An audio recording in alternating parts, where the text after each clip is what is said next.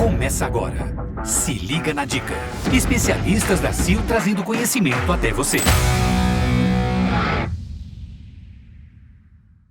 Gente, é muita informação. Eu gostei dele. Eu nunca tinha visto um desse aqui. Legal isso aqui. Esse é o vergalhão que chega. Isso mesmo. Chega assim da mineradora. Nossa, que legal. Muito legal. O cobre, ele vem de uma jazida de cobre. Aí lá não tem só cobre, tem outros metais no meio. Aí a mineradora ela vai purificando, até que chega na última fase de purificação, que é o processo eletrolítico. Por isso que ele é chamado de cobre eletrolítico. É isso, você está ouvindo aqui o podcast da CIL. Gente, olha, eu quero informar vocês, lembrando sempre, você está ouvindo no áudio, né? E vamos lá, tem também em vídeo. Só entrar no site e a gente está lá mostrando a carinha dos nossos especialistas. Estou aqui com Robson Jorge, Nelson Voluick. Agora, qual será o assunto, gente, do nosso podcast? Em continuidade dos assuntos, a gente falou um pouquinho sobre PVC, os materiais isolantes, né? Não só o PVC, HIPR e poliolefina, responsáveis aí por trazer toda a segurança, guardar o campo elétrico dentro dos condutores. Da parte condutora, que é o cobre, parte elementar aí para conduzir a energia para esse Brasil afora. Mas também agora a gente precisa falar sobre um assunto que é muito importante para você, consumidor. Por que reformar uma instalação elétrica antiga, Nelson? Bom, primeiro, o PVC, com o passar das décadas, ele ressecou.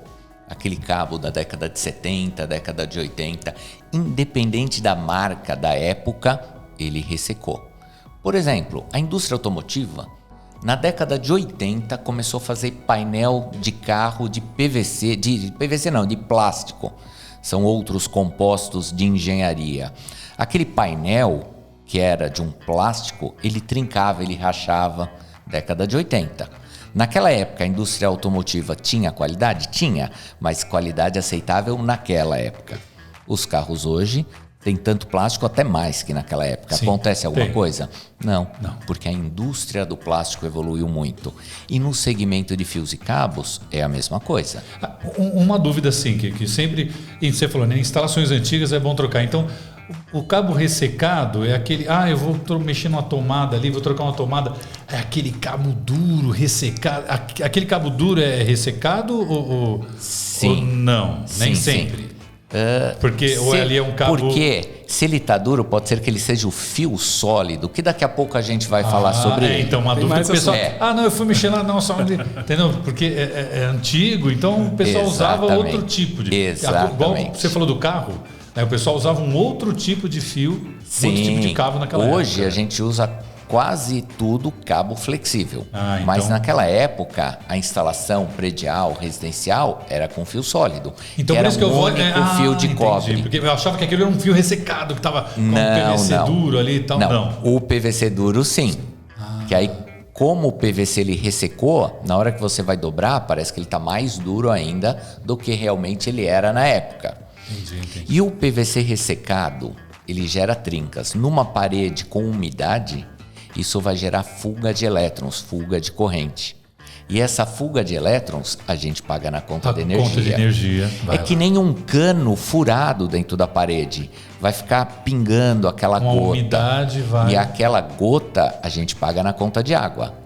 O cabo ressecado pode gerar fuga de elétrons. Por isso da necessidade de estar sempre ali de anos e anos, tem a tua propriedade ali, você vai, vai trocando a... E outro fator bastante crítico das construções antigas é que os eletrodutos eram de metais. Ixi, piora a situação. O metal conduz energia. Era de metal, sério? Hoje é tudo plástico, mas naquela época, década de 70...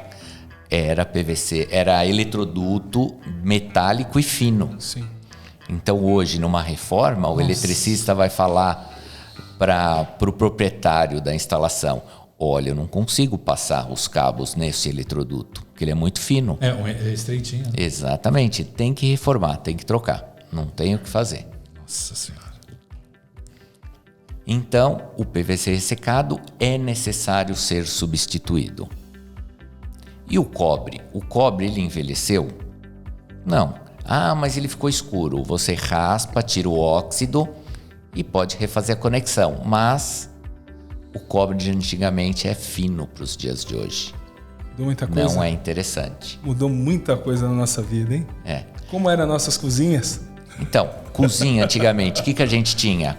Uma geladeira e uma tomada lá perto da pia para liquidificador e batedeira. O que a gente tem hoje? Geladeira duplex, mesmo assim vai ter um freezer do lado. Micro-ondas, grill, cafeteira, torradeira, air fryer, televisão, exaustor, torneira elétrica. Ou seja, aumentou muito o consumo. Isso só na cozinha e área de serviço cozinha. Seria uma conexão só. E para piorar a situação, hoje, air fryer, micro-ondas, forno, cafeteira, vem tudo com plug de 20 amperes. Ou seja, exatamente. Ele consome mais do que o produto de antigamente, que vinha com plug de 10. Se o plug é de 10, significa que o produto, no máximo, consome 10 amperes. Se o plug é de 20, significa que ele vai consumir entre 10 e 20 amperes.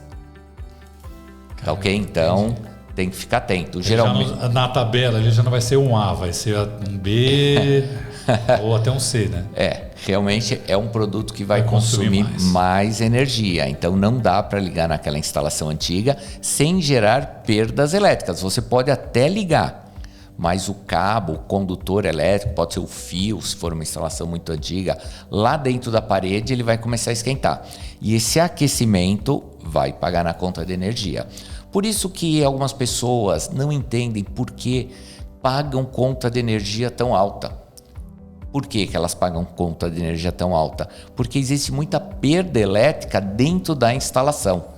Dentro dos eletrodutos, o cabo esquentando, fuga de elétrons, e isso tudo é cobrado na conta. Olha só, hein? E falando só do condutor elétrico, se estender um pouquinho e falar até mesmo sobre a evolução, né? Sobre a formação dos eletricistas, a necessidade de profissionais capacitados para realizar as reformas, a gente pode até encontrar alguns desencontros aí com relação à nossa mentalidade, que muitas vezes veio lá dos nossos avós e pais, que durante a reforma era o próprio pedreiro que fazia a parte elétrica. Sim.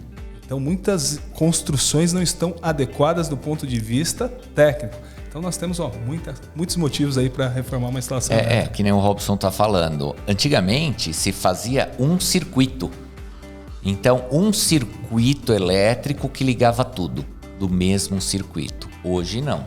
Hoje a gente separa por circuitos. Circuitos de iluminação, circuitos de tomada, circuitos de uso específico, que a gente vai falar daqui a pouco. Então é necessário essa atualização. Hoje a gente consome muito mais energia que no passado. Se não reformar, a conta de luz continua alta e ainda tem o risco de choques elétricos, de curto-circuito, de princípios de incêndio. Então a gente tem que se prevenir fazendo a reforma. Você ouviu? Se liga na dica. Até o próximo episódio.